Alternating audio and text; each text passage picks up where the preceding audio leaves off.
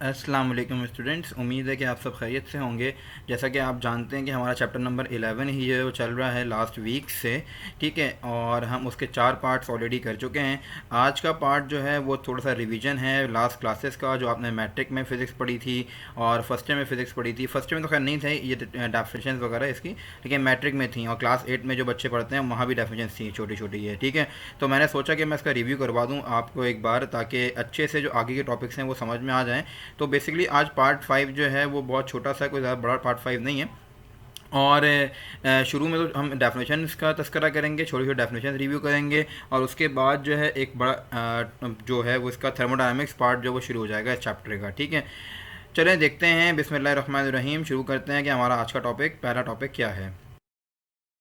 आपकी स्क्रीन पर हेडिंग लिखी हुई आ रही होगी सम बेसिक डेफिनेशंस। ठीक है, तकरीबन कोई 4-5 डेफिनेशंस हैं जो हमने यहाँ पर डिस्कस करनी है। तो सबसे पहले जो डेफिनेशन हमारे पास है वो कौन सी है, आपके पास हीट कैपेसिटी लिखा हुआ आ रहा होगा आपके पास, क्या कि the amount of heat required to raise the temperature of a substance through 1 degree centigrade और 1 kelvin is called heat capacity.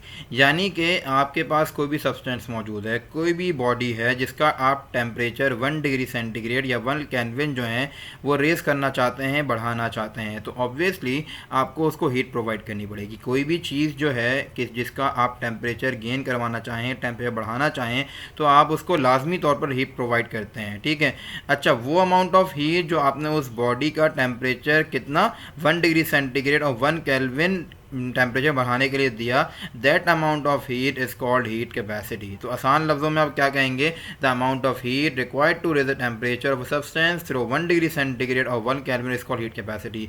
I hope so के समझ में आ गई होगी बात। कोई भी पूछ ले बेटा व्हाट इज़ हीट कैपेसिटी, आपने उसको 2 लफ्ज़ों में जवाब दे देना है कि सर वो अमाउंट ऑफ हीट जो हम किसी बॉडी का 1 डिग्री सेंटीग्रेड या 1 केल्विन बढ़ाने के लिए उसको प्रोवाइड करें, और उसका टेम्परेचर इतना बढ़ जाए, कितना 1 डिग्री सेंटीग्रेड और 1 केल्विन बढ़ जाए, तो वो जो अमाउंट ऑफ हीट हमने दिया उस बॉडी के, उस सब्सटेंस का, वो amount of heat basically heat capacity कहलाता है। राइट, अच्छा, तो हमारे पास नेक्स्ट डेफिनेशन कौन सी है, वो है लेटेंट हीट। ठीक है, लेटेंट हीट क्या कहती है, the amount of heat required to change the state of unit mass of substance is called latent heat. Delta Q equals to M H. Delta की क्या, डेल्टा क्यू क्या show कर रहा है, अमाउंट ऑफ हीट शो कर रहा है। H basically क्या है, आपके पास लेटेंट हीट की वैल्यू है। हर सब्सटेंस की लेटेंट हीट की वैल्यू अलग अलग होती है, कि जो उसकी रिक्वायरमेंट होती है बेसिकली वो कहलाते हैं। वो कौन सी रिक्वायरमेंट, फॉर एग्जाम्पल कोई सॉलिड सब्सटेंस है, ठीक है, 1 kilogram unit mass of substance, यानी कि 1 किलोग्राम जो वो सॉलिड सब्सटेंस है, हम चाहते हैं कि उसको चेंज कर दें, उसकी इस सॉलिड स्टेट को चेंज कर दें लिक्विड में या गैस में। ठीक है, अब 2 सूरतें हैं, या तो वो लिक्विड में चेंज होगा या फिर वो वेपराइज हो जाएगा, यानी कि वो गैस बन जाएगा। ठीक है, तो वो अमाउंट ऑफ हीट जो किसी भी 1 किलोग्राम सब्सटेंस को आप दें और उसका जो स्टेट है, उसकी जो स्टेट है वो चेंज हो जाए, that amount of heat is called latent heat. ठीक है, डेल्टा क्यू क्या है, अमाउंट ऑफ हीट प्रोवाइड जो कर रहे हो। ठीक है, और ये क्या है, एच वो अमाउंट जिस पे जो जिसने उसको रिक्वायर है, बेसिकली क्या रिक्वायर है कि अपनी स्टेट को चेंज कर ले। ये एच जो है वो हर मटेरियल का अलग अलग होता है। ठीक है, एम क्या होगा, यहाँ पर 1 किलोग्राम को हमने क्या लिया है, एक स्टैंडर्ड लिया है, जितना मास होगा वो हम उस एम की जगह पर पुट करवा देंगे। तो इन शॉर्ट फॉर्मूला क्या बन गया लेटेंट हीट का, delta Q equals to M H. कोई आपसे पूछे बेटा लेटेंट हीट क्या होती है, तो आपने क्या कहना है, सर वो अमाउंट ऑफ हीट जो किसी भी सब्सटेंस का क्या कर दे, स्टेट चेंज कर दे, ऐसे अमाउंट ऑफ हीट क्या कहलाता है, लेटेंट हीट कहलाता है। अब 2 सूरतें हैं, या तो वो बन जाए फ्यूज हो जाए, मेल्ट हो जाए, ठीक है, यानी कि लिक्विड बन जाए, या फिर वो वेपर्स बन जाए, यानी वेपोराइजेशन हो जाए। ठीक है, तो इसका मतलब लेटेंट हीट जो वो 2 टाइप्स की होती है। कौन कौन सी, एक होती है लेटेंट हीट ऑफ फ्यूजन। सही है, पहले इसकी डेफिनेशन डिस्कस कर लेते हैं। क्या कह रहे हैं, the amount of heat required to melt the unit mass of solid is called latent heat of fusion. मतलब यहाँ पर स्टेट चेंज कर रहे थे सॉलिड की, ठीक है, अब सॉलिड को मेल्ट कर दिया, ठीक है, लिक्विड में ट्रांसफर कर दिया। वो अमाउंट ऑफ हीट जो किसी भी सॉलिड से, जो स्टेट ऑफ सॉलिड जो है वो चेंज हो जाए स्टेट ऑफ लिक्विड के अंदर, जो अमाउंट ऑफ हीट हमें रिक्वायर हुआ स्टेट ऑफ सॉलिड से स्टेट ऑफ लिक्विड बनाने में, वो अमाउंट ऑफ हीट क्या कहलाता है, latent of heat of fusion कहलाता है। फॉर्मूला सेम वही है, delta Q equals to M H F. H F जो है कि हीट ऑफ फ्यूजन जो है वो हर सब्सटेंस की अलग अलग होती है, और डेल्टा क्यू वो है जो अमाउंट ऑफ हीट हम प्रोवाइड कर रहे हैं उस बॉडी को, बेसिकली वो अमाउंट ऑफ हीट क्या कहलाता है, लेटेंट हीट ऑफ फ्यूजन कहलाता है। ठीक है, अगर हम उस सब्सटेंस के वेपर्स बनाना चाहते हैं, ठीक है, तो वो लेटेंट हीट क्या कहलाएगी, लेटेंट हीट ऑफ वेपोराइजेशन कहलाएगी। राइट, अच्छा, इसकी डेफिनेशन क्या होगी, यही डेफिनेशन होगी सेम, बस थोड़ा सा फर्क होगा। क्या लिखा हुआ है, the amount of heat required to vaporize the unit mass of a liquid. यहाँ से तुम सॉलिड से लिक्विड में आए या तुम लिक्विड से गैस में आ रहे हो, ठीक है, यानी कि वो अमाउंट ऑफ हीट जो किसी भी लिक्विड को वेपर्स बना दे। जाहिर है कि जब तुम उसको क्या करोगे, हीट प्रोवाइड करोगे, टेम्परेचर चेंज होगा, टेम्परेचर चेंज होगा तो वो लिक्विड से कहाँ चला जाएगा, वो कोई भी मटेरियल गैस में या वेपर्स में चला जाएगा। तो जिस अमाउंट ऑफ हीट ने किसी भी लिक्विड को वेपर्स बना दिया वो अमाउंट ऑफ हीट क्या कहलाता है, लेटेंट हीट ऑफ वेपराइजेशन कहलाता है। फॉर्मूला सेम वही है, यहाँ फॉर्मूला था delta Q equals to M H F, यहाँ फॉर्मूला क्या है, delta Q equals to M H V. H B मतलब क्या है, हीट ऑफ वेपराइजेशन। हर लिक्विड की हीट ऑफ वेपराइजेशन अलग अलग होती है उसकी नेचर के अकॉर्डिंगली। और डेल्टा क्यू क्या है, वो अमाउंट जो आप प्रोवाइड कर रहे हो किसी भी लिक्विड को वेपराइज करने के लिए। आई होप सो के चारों डेफिनेशन बहुत अच्छे समझ में आ गई होंगी। अब चलते हैं अपनी फिफ्थ डेफिनेशन के ऊपर। जो हमारी फिफ्थ डेफिनेशन है बेसिकली वो क्या है, स्पेसिफिक हीट कैपेसिटी। बहुत सुनते हैं आप ये बात, ठीक है, अच्छा, स्पेसिफिक हीट कैपेसिटी बारे में बहुत सुनते हैं। क्या डेफिनेशन है, the amount of heat required to raise the temperature of unit mass of substance through 1 degree centigrade और 1 kelvin is called specific heat capacity. देखें हीट कैपेसिटी क्या थी, वहाँ पर आपको मास का तस्करा कहीं भी नहीं किया था। यहाँ पर कहना है कि अगर आपको मास जो है उस सब्सटेंस का नोन हो तो उस सब्सटेंस को जो है उसकी हीट बढ़ाने के लिए, उसका टेम्परेचर बढ़ाने के लिए आपको जो अमाउंट ऑफ हीट देना पड़ता है वो अमाउंट ऑफ क्या कहलाता है, स्पेसिफिक हीट कैपेसिटी कहलाता है। That's why the definition of specific heat capacity is the amount of heat required to raise the temperature of unit mass of substance through 1 degree centigrade और 1 kelvin is called specific heat capacity, ठीक है। So the formula of specific heat capacity is delta Q equals to M C delta T. Means delta Q क्या है, amount of heat, ठीक है, M क्या है, मास of substance, delta T क्या है, चेंज इन टेम्परेचर, और ये सी बेसिकली क्या है, स्पेसिफिक हीट कैपेसिटी का कांस्टेंट। यानी कि हम सी से स्पेसिफिक हीट कैपेसिटी को रिप्रेजेंट करते हैं। और हर मटेरियल की स्पेसिफिक हीट कैपेसिटी कैसी होती है, अलग अलग होती है। स्टील की अलग होगी, आयरन की अलग होगी, एल्युमिनियम की अलग होगी, सबकी स्पेसिफिक कैपेसिटी मटेरियल की जो क्या होती है, अलग अलग होती है, ठीक है। ये अगर न्यूमेरिकल आपको आता है कोई, उसमें सी की वैल्यू जो वो लिखी होती है, पानी की अलग होती है, सबकी अलग अलग होती है, ठीक है।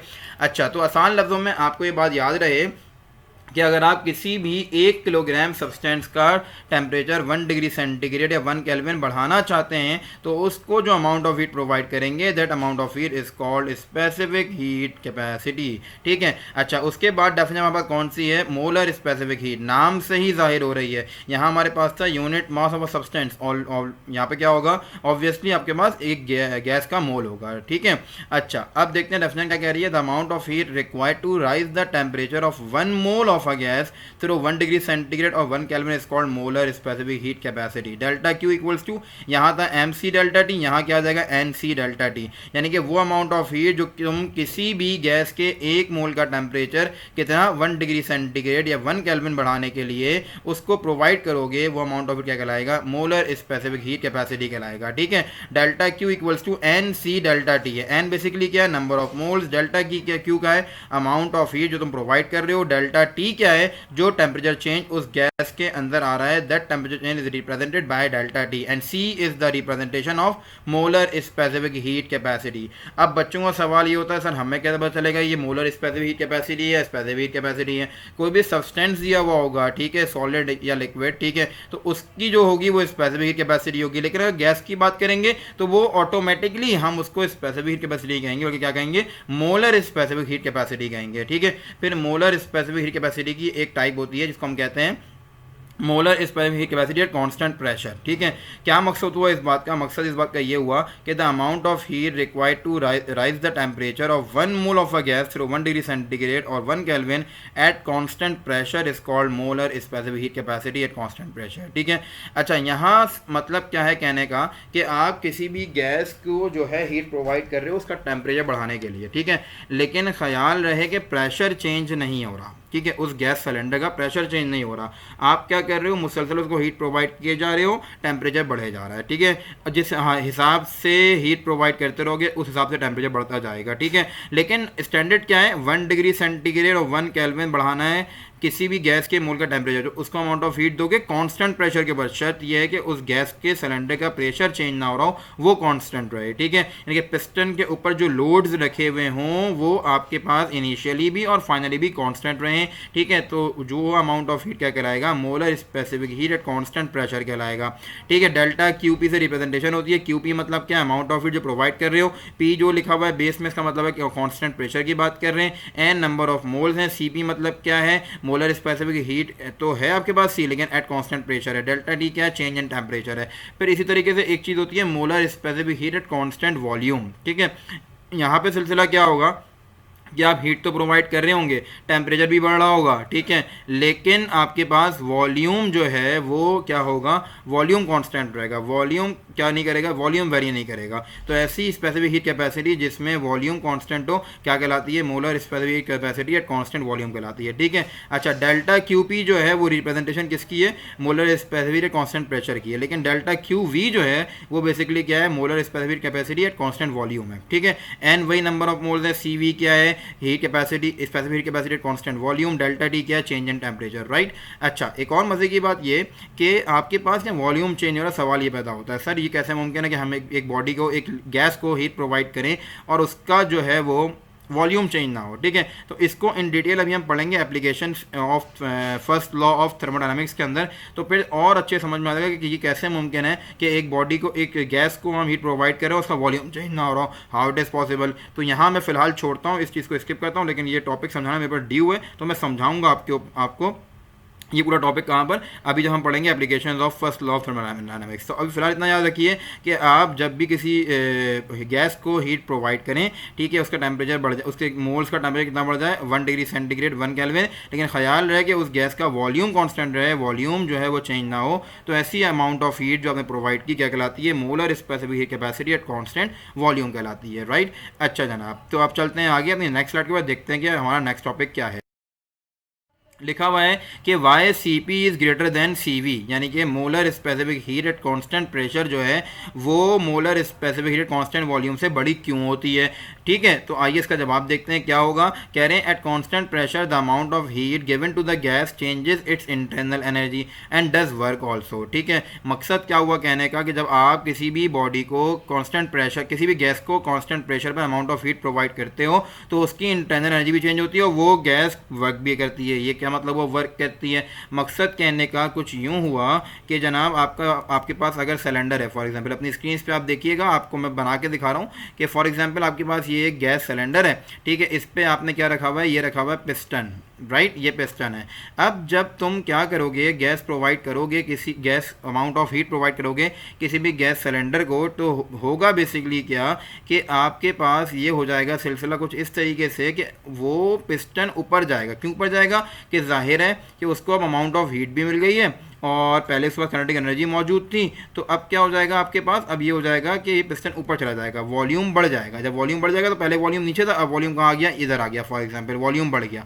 इतना चेंज आया है, कितना चेंज आया, इतना चेंज आया आपके पास, ये जो चीज़ है ना ये चेंज आया आपके पास, वॉल्यूम बढ़ गया, यानी कि पिस्टन ने वर्क डन किया।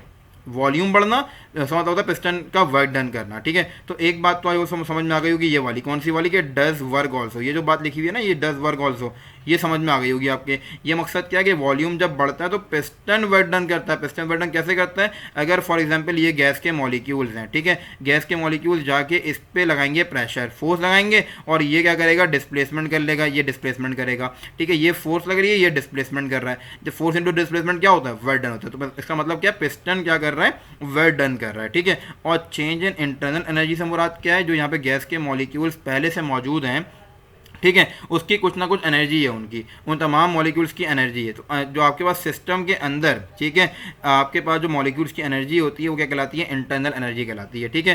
तो जो अमाउंट ऑफ हीट आप प्रोवाइड करोगे कांस्टेंट प्रेशर पर, वो इंटरनल एनर्जी भी चेंज करेगा और गैस के मोल्स का वर्क भी करवाएगा। गैस के मोल्स का वर्क कहने का मुराद ये है कि पिस्टन का वर्क करवाएगा, दोनों काम होंगे, वर्क भी होगा और इंटरनल एनर्जी में चेंज भी आएगा। कब, molar specific heat at constant pressure के ऊपर, but at constant volume the amount of heat given to the gas changes its internal energy only. जो आप कांस्टेंट वॉल्यूम पे क्या कर रहे हो, अमाउंट ऑफ हीट दे रहे हो किसी भी गैस को, तो उसकी सिर्फ इंटरनल एनर्जी यानी कि मॉलिक्यूल्स की जो इंटरनल एनर्जी है वो सिर्फ चेंज हो रही है, वर्क डन नहीं हो रहा। ठीक है, यानी कि वहाँ दो काम हो रहे थे, वर्क डन हो रहा था और इंटरनल एनर्जी चेंज हो रही है। इसमें जो है कांस्टेंट वॉल्यूम वाले चक्कर में सिर्फ आपके पास इंटरनल एनर्जी जो है वो चेंज हो रही है, वर्क डन नहीं हो रहा। इस वजह से क्या होती है, heat capacity at constant pressure जो है वो बड़ी होती है heat capacity at constant volume से। तो ये बात याद रहेगा, अगर आपसे कोई भी पूछे बेटा why C P is greater than C V, तो व्हाट विल यू से, आप कहेंगे सर सी पी पे जो है ना, जब भी आप सी पी प्रोवाइड करते हैं यानी कि molar specific heat at constant pressure provide करते हैं, तो गैस के सिलेंडर के अंदर दो चेंजेस आती हैं, इंटरनल एनर्जी भी चेंज होती है और गैस जो है वो वर्क डन भी करती है। ठीक है, पिस्टन वर्क डन करता है। लेकिन जब आप मोलर स्पेसिफिक हीट प्रोवाइड करो किसी भी गैस को कांस्टेंट वॉल्यूम, उसका वॉल्यूम बढ़ने नहीं दे रहे, तो सिर्फ इंटरनल एनर्जी में चेंज आ रहा है, यानी कि वो वर्क डन नहीं कर रहा। That's why C P is greater than C V. I hope so के रीजन समझ में आ गया होगा। 4 नंबर का रीजन अक्सर पूछ लेते हैं ये पेपर में।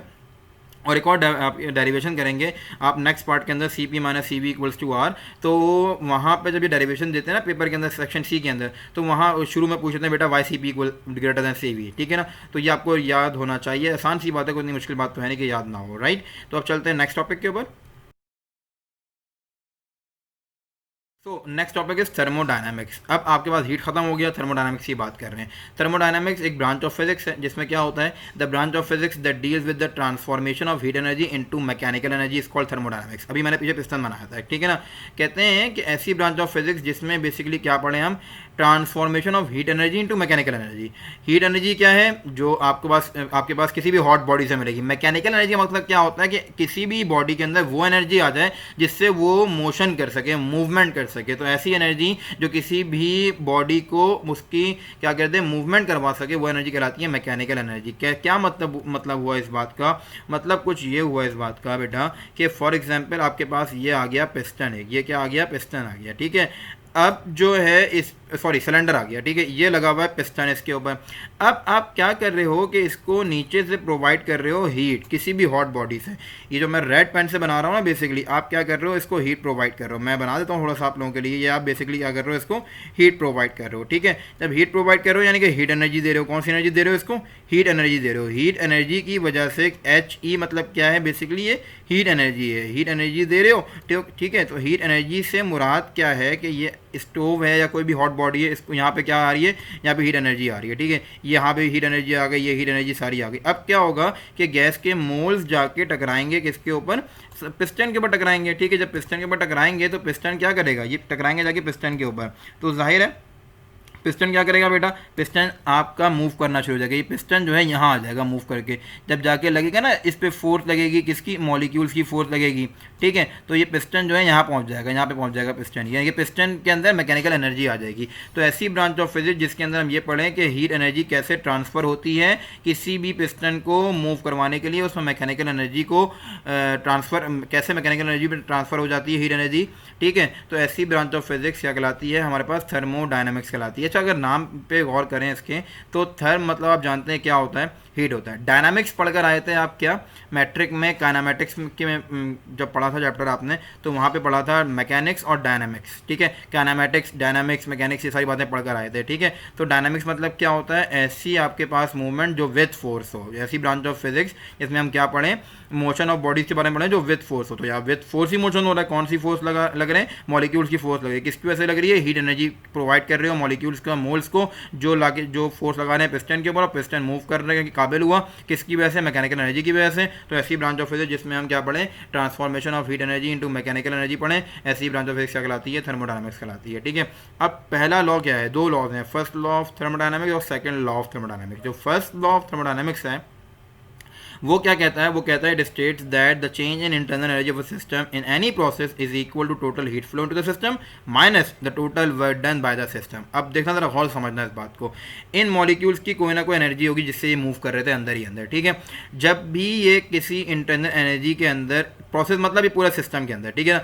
किसी भी सिस्टम की इंटरनल एनर्जी में जो आएगा चेंज आएगा वो बराबर किसके होगा, टोटल हीट फ्लो, जो तुमने हीट एनर्जी प्रोवाइड की है, ठीक है, उसमें से जितना वर्क डन किया है इस पिस्टन ने वो माइनस कर दो, तो तुम क्या निकाल लोगे, इंटरनल एनर्जी निकाल लोगे। रिपीटिंग माई पॉइंट्स, क्या कि आप क्या चाहते हैं कि इसके अंदर इंटरनल एनर्जी का चेंज निकालना चाहते हैं, वो इंटरनल एनर्जी का चेंज बराबर किसके होगा, जितनी तुमने हीट प्रोवाइड की और जितना इस पिस्टन ने वर्क डन किया, उन दोनों का आपस में माइनस कर दो, you will get the internal energy of that system. यही स्टेटमेंट भी है पहली फर्स्ट लॉ ऑफ थर्मोडायनामिक्स की। तो इंशाल्लाह याद रहेगी, दो बातें याद रखिएगा, सिर्फ दो बातें क्या याद रखिएगा, वो बातें ये कि आपके पास क्या, जो आप हीट प्रोवाइड कर रहे हो उसमें से वर्क डन माइनस कर दो, आपके पास क्या आ जाएगी, इंटरनल एनर्जी आ जाएगी। कौन कहता है, फर्स्ट लॉ ऑफ थर्मोडायनामिक्स कहता है, राइट। अच्छा, दूसरी डेफिनेशन क्या है आपके पास इसके अलावा एक और, वो ये है कि the total heat flow into the system in any process is equal to the work done by the system plus change in internal energy of the system. अब क्या चाहते हो,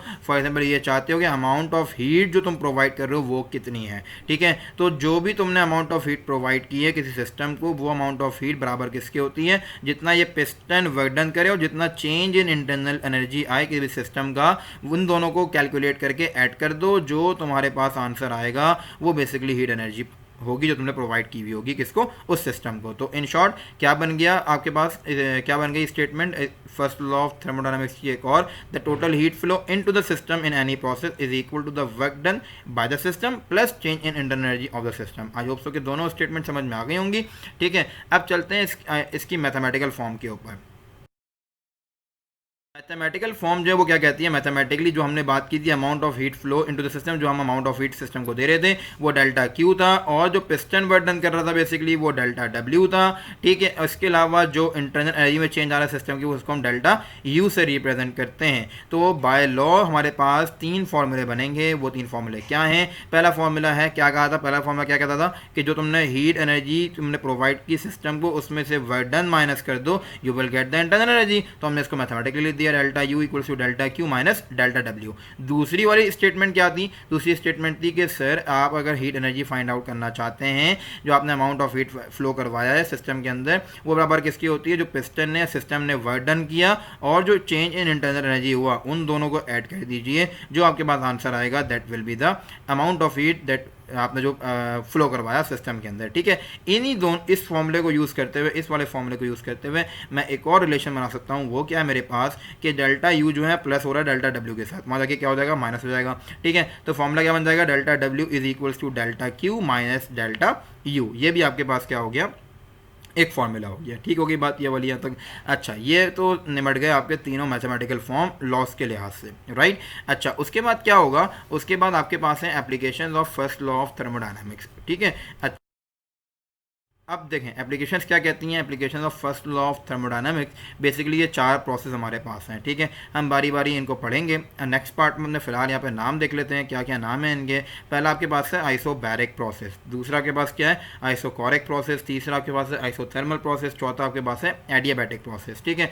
आइसोबैरिक प्रोसेस याद रहे, मैं यही बता देता हूँ, फिर बाद में बताऊँगा अगले पार्ट के अंदर कि जो ये आइसोबैरिक प्रोसेस है बेसिकली, ठीक है ना। आइसोबैरिक प्रोसेस आपके पास जो है, आइसोबैरिक क्या बताता है, आइसोबैरिक कहता है कि ऐसा प्रोसेस होगा जिसमें प्रेशर जो है, क्या प्रेशर जो है वो कांस्टेंट होगा। प्रेशर आपके पास कैसा होगा बेटा, कांस्टेंट होगा प्रेशर, ठीक है। प्रेशर आपके पास कांस्टेंट रहेगा। और यहाँ पर आइसोकोरिक में क्या होता है, आइसोकोरिक से याद रखिएगा, आइसोकोरिक के अंदर क्या होगा, वॉल्यूम जो होगा इस प्रोसेस के अंदर वो कैसा रहेगा, कांस्टेंट रहेगा।